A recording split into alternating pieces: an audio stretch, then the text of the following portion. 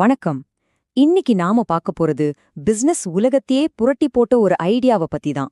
அதுதான் blue ocean strategy. கேக்குறதுக்கு ரொம்ப சிம்பிளா இருக்கலாம், ஆனா இதோட பவர் வேற லெவல். ஒரு நிமிஷம் யோசிச்சு பாருங்களேன். ஜெயிக்கிறதுக்கான சிறந்த வழி அந்த ஆட்டத்திலிருந்தே வெளியே வர்றதுதான்னு சொன்னா எப்படி இருக்கும்?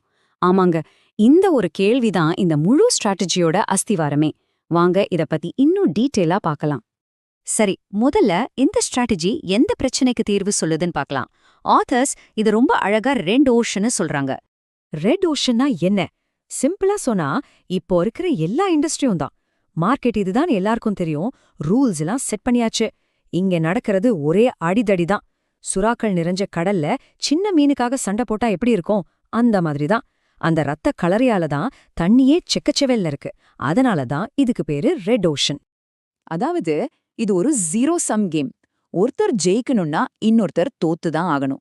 இதுல யாருக்குமே பெரிய லாபம் இல்ல. ஒரே சோர்வூட்டுற முடிவே இல்லாத ஒரு போட்டி தான் மிச்சம். இப்ப பாருங்க, இந்த ரெட் ஓஷன் ஸ்ட்ராட்டஜி என்ன சொல்லுது? இருக்கிற மார்க்கெட்ல சண்டை போடு, போட்டியாளன ஜெய், இருக்கிற டிமாண்ட சொரண்டு, இப்படிதான் போயிட்டு இருக்கோம். ஆனா ப்ளூ ஓஷன் ஸ்ட்ராட்டஜி அது அப்படியே உல்டா. போட்டியே இல்லாத ஒரு புது மார்க்கெட்டை உருவாக்கு, போட்டியாளன தேவையே இல்லாம ஆக்கு, புதுசா ஒரு டிமாண்ட உருவாக்குன்னு சொல்லுது. இது வெறும் ஒரு ட்ரிக் இல்லங்க, இது யோசிக்கிற விதத்தையே மாத்துற ஒரு விஷயம். ஓகே, அந்த ரத்த கலரி ரெட் ஓஷன் போதும். வாங்க நாம அமைதியான தெளிவான நீலக்கடலுக்கு ஒரு பயணம் போலாம். அந்த ப்ளூ ஓஷன் தான் இதுக்கு தீர்வு. ப்ளூ ஓஷன்ங்கிறது ரெட் ஓஷனுக்கு அப்படியே ஆப்போசிட். இங்க போட்டியே கிடையாது. இது ஒரு புதுசா கண்டுபிடிக்கப்பட்ட, யாருமே போகாத ஒரு இடம். இங்க டிமாண்ட நாம தேட வேணாம், நாம தான் உருவாக்கணும். அதனால வளர்ச்சிக்கும் லாபத்துக்கும் அளவே இல்ல. ஏன்னா அந்த மார்க்கெட்டையே உருவாக்குனது நீங்க தான்.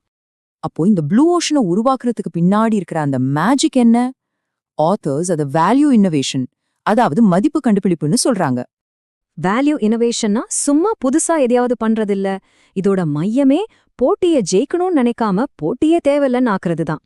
எப்படி? கஸ்டமருக்கு ஒரு மிகப்பெரிய மதிப்பை கொடுத்து அதே சமயம் நம்மளோட செலவுகளை குறைக்கிறது மூலமா காஸ்டையும் குறைச்சு வேல்யூவையும் அதிகப்படுத்துறது. இதுதான் அந்த கேம் சேஞ்சர். சரி, தியரிலாம் நல்லாதான் இருக்கு. ஆனா இது உண்மையிலே எப்படி பண்றது? இந்த வேல்யூ இன்னோவேஷன் அடையறதுக்கு என்னென்ன டூல்ஸ் இருக்குன்னு பார்க்கலாம் வாங்க.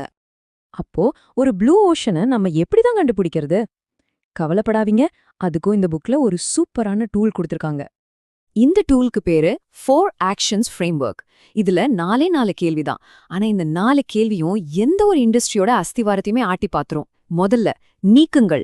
இண்டஸ்ட்ரியில எல்லாருமே தானியமா எடுத்துக்கிற எந்த விஷயத்தையெல்லாம் தூக்கி எறியலாம். ரெண்டாவது குறையுங்கள்.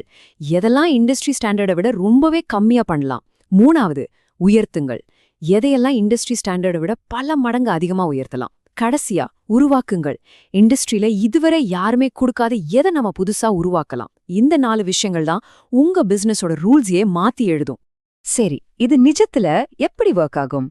வாங்க இதுக்கு ஒரு பெஸ்ட் உலக புகழ்பெற்ற எக்ஸாம்பிளையே பாத்திரலாம். சர்க் டு சோலைல் ஞாபகம் இருக்கா?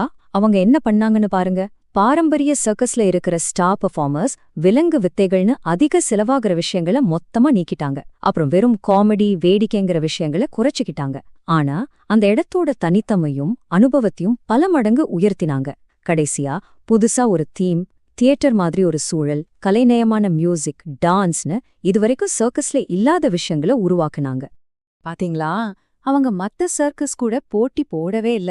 அவங்க சர்க்கஸையும் தியேட்டரையும் ஒன்னு சேர்த்து ஒரு புது மார்க்கெட்டையே உருவாக்கினாங்க. இதுதான் ப்ளூ ஓஷன் ஸ்ட்ராட்டஜியோட பவர். போட்டியே தேவையில்லாம போயிடுச்சு. ஓகே, இந்த ஐடியா எவ்ளோ பெரிய தாக்கத்தை ஏற்படுத்தியிருக்கு. அதே சமயம் இது மேல என்னென்ன விமர்சனங்கள் இருக்குன்னு நாம தெரிஞ்சுக்கணும் இல்லையா? வாங்க அதையும் பார்க்கலாம். இதோட தாக்கத்துக்கு ஒரே ஒரு நம்பர் போதும். 3 மில்லியனுக்கும் மேல காப்பீஸ் வித்திருக்கு இந்த புக்கு. யோசிச்சு பாருங்க, இது வெறும் ஒரு பிசினஸ் புக் இல்ல, உலக அளவுல ஒரு இயக்கமாவே மாறிடுச்சு. ஆனா எல்லா சூப்பரான ஐடியாவுக்கும் விமர்சனங்கள் இருக்கும் இல்லையா? அதே மாதிரி இதுக்கும் சிலது இருக்கு. சில பேர் என்ன சொல்றாங்கன்னா, இது ஒன்னும் புதுசு இல்ல, ஃபர்ஸ்ட் மூவர் அட்வான்டேஜ்னு ஏற்கனவே இருக்கிற கான்செப்ட் தான் இதுங்கிறாங்க. இன்னும் சிலர் சில சமயம் முதல்ல வரவனை விட 2ஆவதா வரவன் தான் ஜெயிப்பான், கூகுள் மாதிரி. அது இந்த புக் கண்டுக்கலன்னு சொல்றாங்க. முக்கியமா புதுசா ஒரு மார்க்கெட்டை உருவாக்குறதுல இருக்கிற ரிஸ்கையும் தோல்வி விகிதத்தையும் இந்த புக் சரியா பேசலங்கிறதும் ஒரு பெரிய விமர்சனம். விமர்சனங்கள் இருந்தாலும் சரி, ஒன்னு மட்டும் நிச்சயம், போட்டியில ஜெயிக்காத, போட்டியையே இல்லாம ஆக்குங்கிற இந்த ஐடியா இன்னைக்கு வரைக்கும் ரொம்பவே பவர்ஃபுல்லான ஒண்ணு. இன்னைக்கும் பல பிசினஸ் லீடர்ஸ்க்கு இது ஒரு பெரிய இன்ஸ்பிரேஷன்.